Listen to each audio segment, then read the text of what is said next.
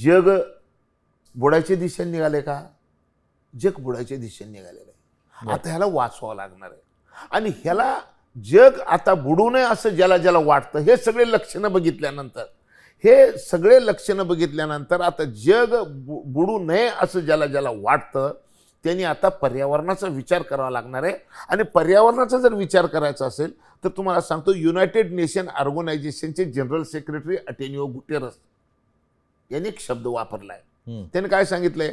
तापमान वाढीचं युग संपलं, होरपळीच्या युगाला सुरुवात झालेली आहे, आता क्विक ॲक्शनची गरज आहे. आणि मग क्विक ॲक्शनची गरज आहे तर हे जगातल्या सगळ्याच नेत्यांनी क्विक काहीतरी करायला पाहिजे ना. तुम्हाला सांगतो, मला वाटत नाही जगात कोण क्विक ॲक्शनच्या दिशेनं निघालंय. पण मला आनंद एका गोष्टीचा आहे, मी ज्या महाराष्ट्रामध्ये राहतो, मला माझ्या राज्याचा, महाराष्ट्राचा अभिमान आहे. त्याचं कारण माझ्या महाराष्ट्राचे मुख्यमंत्री देवेंद्र फडणवीस, उपमुख्यमंत्री एकनाथ शिंदे, अजितदादा पवार, ह्या तिघांनाही मी अत्यंत या विषयात जवळून बघितलं. हे तिघही त्या दिशेनं आता निघालेले आहेत.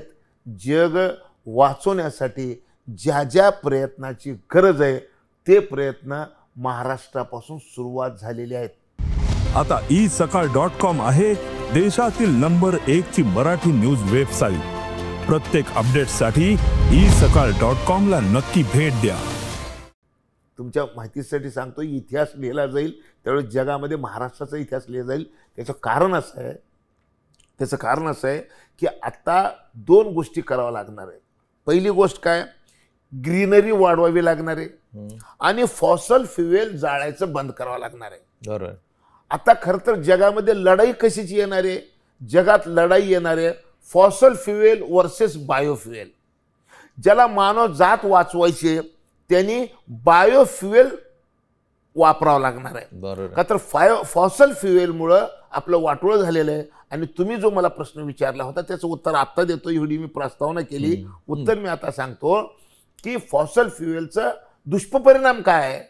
म्हणजे जमिनीच्या पोटातलं इंधन काढणं ह्याचा माणसाला आणि निसर्गाला आणि पृथ्वीला नुकसान काय? तर 1 किलो दगडी कोळसा पृथ्वीच्या पोटातून काढून जर जाळलं तर 2 किलो 800 ग्राम कार्बन तयार होते. आणि 1 लिटर पेट्रोल काढून जर जाळलं तर 3 किलो कार्बन तयार होते. पॅरिसमध्ये 2015ला याच्या संदर्भात काय सांगितलं?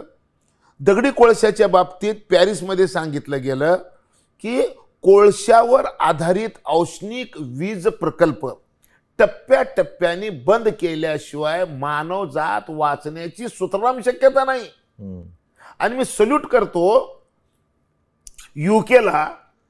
26 सप्टेंबर 2024ला युके मध्ये 142 वर्ष जुनं थर्मल दगडी कोळशावरचं जे युकेची 80% गरज भागवत होतं विजेची, ते थर्मल 26 सप्टेंबरला त्यांनी बंद केलं.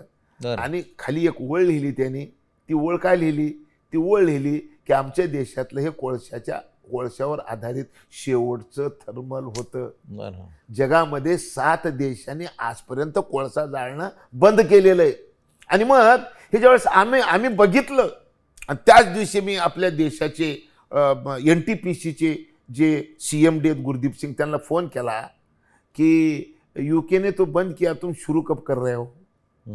आणि तुम्हाला आता आनंदाची गोष्ट सांगतो, महाराष्ट्र सरकारने, म्हणजे आपले मित्रा जे आहे प्रवीण सिंग परदेशी, ही आपले ज्याचे प्रमुख आहेत, त्यांनी आम्ही 4 जानेवारी 2025ला